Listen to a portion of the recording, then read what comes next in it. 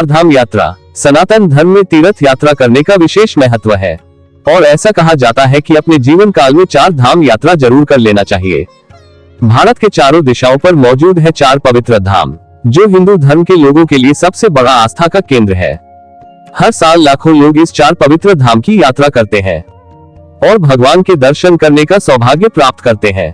अगर हम चार धाम की बात करते हैं तो भारत के पूर्व में है जगन्नाथपुरी, पश्चिम में है द्वारिका नगरी, उत्तर में है बद्रीनाथ धाम और दक्षिण में है रामेश्वरम।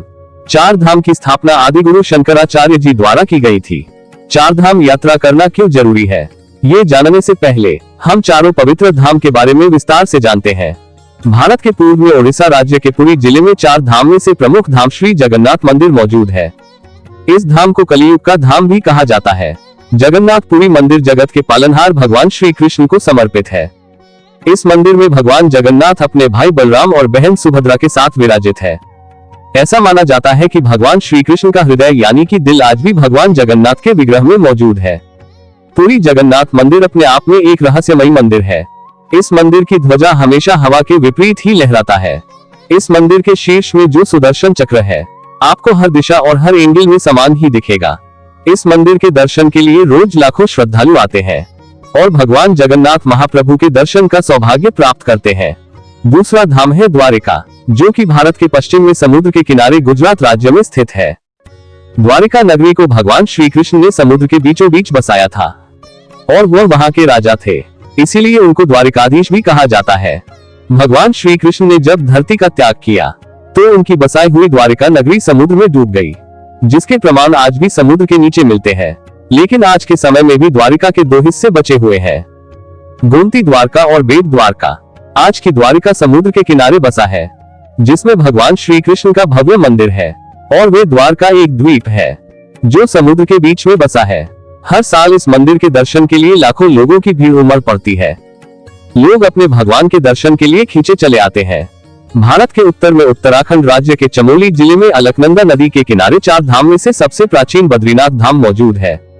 बद्रीनाथ मंदिर जगत के पालनहार भगवान विष्णु को समर्पित है। हिंदू मान्यताओं के अनुसार यह धाम आदिकाल से ही सबसे पवित्र धाम है। ऐसा कहा जाता है कि जो भाग्यशाली होते हैं उन्हें ही भगवान बद्रीनाथ के दर्शन का लाभ मिलता है। बद्रीनाथ धाम के बारे में एक मशहूर कहावत है, जो आए बद्री वह न आए उदरी। इसका मतलब है जो इंसान एक बार बद्रीनाथ के दर्शन कर लेता है तो वो पुनः माता के उदर यानी के गर्भ में नहीं आना पड़ता, यानी कि वो इस संसार रूपी माया जाल से मुक्त होकर भगवान के शरण में हमेशा के लिए स्थान पा जाता है। हम आपको बता दें कि हर साल शीत ऋतु के आगमन के बाद 6 महीने बद्रीनाथ धाम के कपाट बंद रहते हैं। भारत देश के दक्षिण में चार धाम में से अंतिम धाम श्री रामेश्वरम मंदिर मौजूद है। ये धाम तमिलनाडु राज्य के रामनाथपुरम जिले में स्थित है। भारत देश में भगवान शिव के स्थित 12 ज्योतिर्लिंग में से ये भी एक है।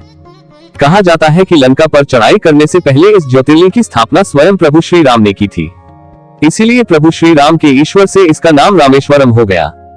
भारत के उत्तर में काशी विश्वनाथ मंदिर की जो महत्व है, उतना ही महत्व दक्षिण में रामेश्वरम धाम की है। इसी जगह से ही भगवान राम ने लंका पर चढ़ाई करने के लिए राम सेतु बनाई थी। रामेश्वरम का मंदिर भारतीय सांस्कृतिक कारीगर और शिल्पकला का एक अद्भुत नमूना है।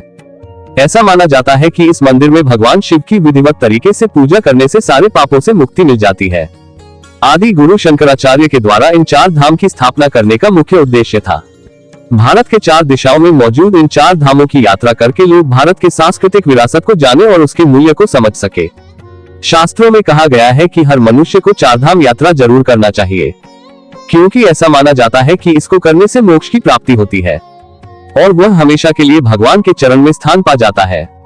ऐसा माना जाता है कि भगवान विष्णु और उनके अवतार समय समय पर बद्रीनाथ में स्नान, द्वारिका में विश्राम, जगन्नाथपुरी में भोज और रामेश्वरम में ध्यान करते हैं। इन चार धामों की यात्रा प्रक्रिया परंपरागत तरीके से की जाती है। चार धाम की यात्रा करके हम लोग भारत के सांस्कृतिक विरासत को हम अच्छे से समझ सकते हैं। इसलिए हर व्यक्ति को चार धाम यात्रा अवश्य करनी चाहिए।